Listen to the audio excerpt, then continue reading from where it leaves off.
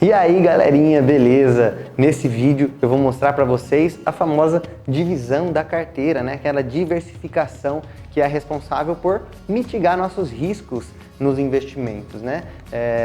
Deixar ali nossos investimentos, a nossa grana de uma maneira mais segura, né? E uma dúvida muito comum é como eu posso dividir minha carteira, né? Como é que eu posso fazer essa diversificação? Então, nesse vídeo você vai ver como você pode fazer a diversificação da sua carteira.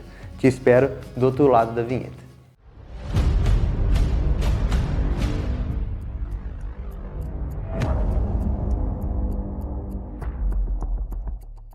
Bom, então vamos lá. Eu faço a divisão dos meus investimentos em 3 modalidades. A primeira dela é as classes de ativos. O que são as classes de ativos? Ali você tem renda variável, você tem renda fixa, mas dentro dessas duas formas de investimento, tanto na renda variável quanto na renda fixa, você tem classes de ativos diferentes, né? Formas diferentes de investir.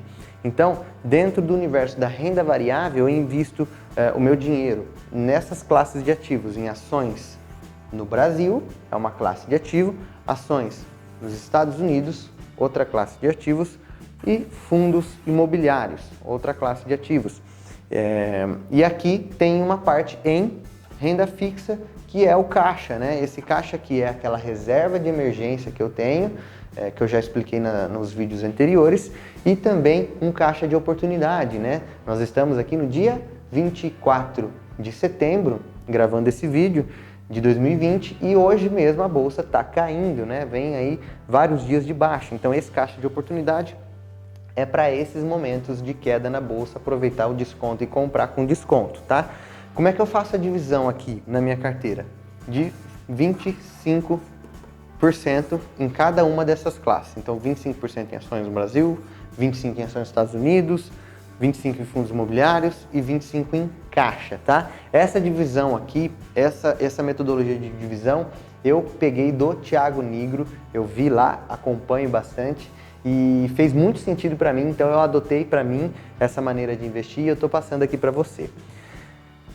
Aqui, por que eu divido em 25% cada? Ó como a carteira fica bem protegida.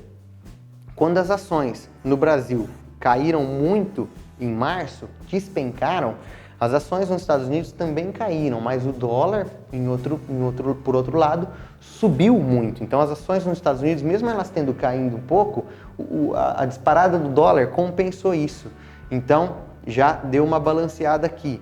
Os fundos imobiliários caíram bastante também, muito menos do que as ações, mas caíram bastante também. Mas o que na minha carteira não caiu nada? Meu caixa. Meu caixa ficou estável. Então aí você pega e faz novamente o balanceamento dessa carteira, né? Você vai lá pegar o total que você tem depois das quedas e aí você vai colocar 25% em cada uma de novo. Então quando caiu aqui, caiu um pouco aqui, caiu aqui, o meu caixa ficou com um percentual muito elevado perante o total. Então o que eu fiz? Tirei do caixa para comprar aqui, para comprar aqui, para comprar aqui. Balanceei novamente em 25% cada uma delas. Aí o que aconteceu? Logo em seguida, as ações no Brasil subiram de novo, as ações dos Estados Unidos subiram de novo, os fundos imobiliários subiram de novo, lucro no bolso, e aí você pega o total de novo e vê quanto isso está representando. Aí eu vi que as ações, toda essa parte de renda variável estava com um percentual muito maior do que o meu caixa, né? Então o que eu fiz? Realizei alguns lucros e repus dinheiro no meu caixa.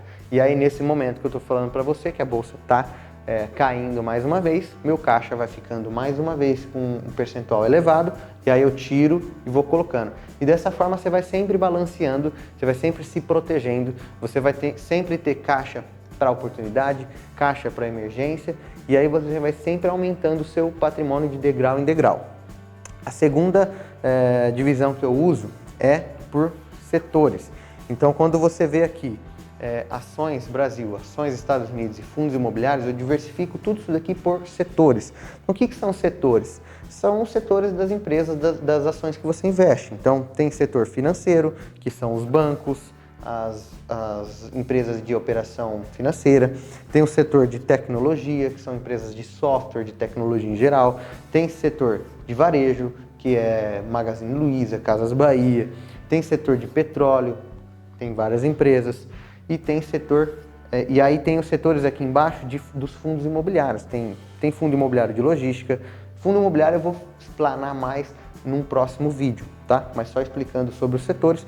Tem fundo imobiliário de logística, tem fundo imobiliário de certificado de recebível imobiliário e tem fundo imobiliário de corporativo, por exemplo. Então eu faço essa divisão de acordo com aquilo que eu conheço mais. Então, lá no começo, quando eu comecei a investir, eu investi em petróleo, mas depois eu fiz uma reflexão. O que eu entendo de petróleo?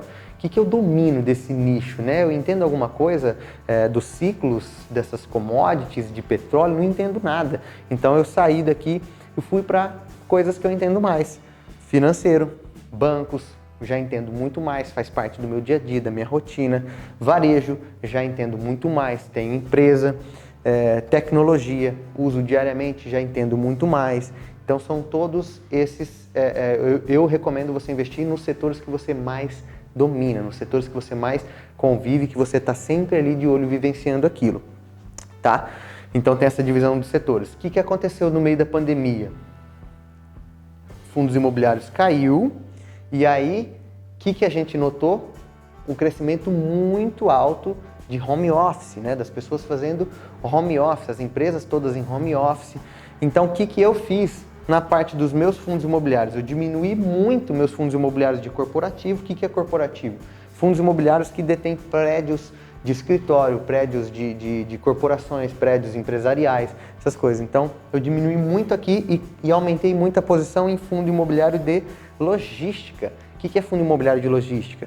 São galpões logísticos. Então, é o galpão logístico da Casas Bahia, é o galpão logístico da Magazine Luiza, todos esses galpões logísticos.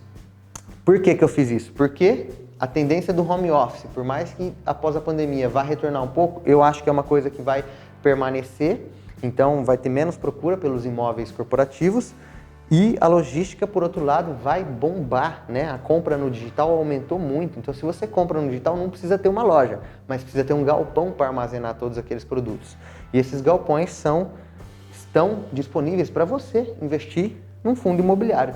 Então, foi esse o raciocínio. E aí, a última divisão de ativos que eu faço é entre as classes das empresas, que é Small Caps, Mid Caps e Blue Chips. O que são Small Caps? São empresas menores, aquelas empresas que estão na Bolsa de Valores, por mais que a gente fala menores, ainda são gigantescas, mas são empresas em valor de mercado menor, tá?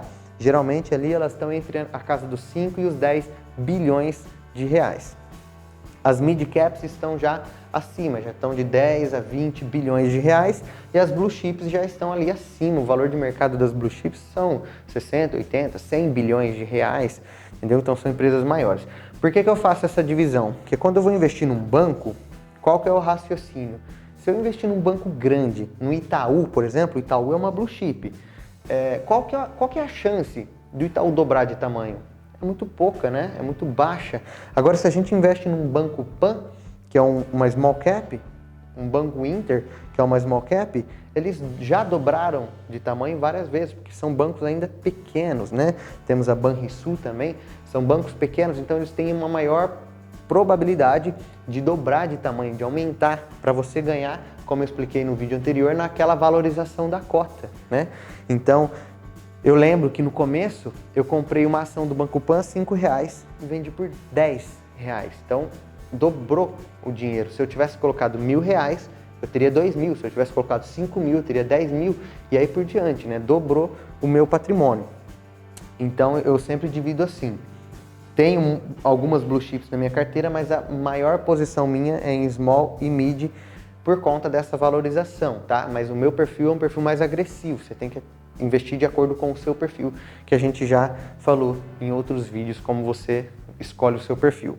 Então é isso, essa é a maneira como eu divido a minha carteira, como eu recomendo para você dividir a sua, sempre prezando por classe de ativos, setores diversos e divisão em ativos. Dessa forma, se você tiver em várias classes, se você tiver vários setores, você nunca vai estar exposto ao famoso risco da ruína, né? De perder uma grande parte do seu patrimônio.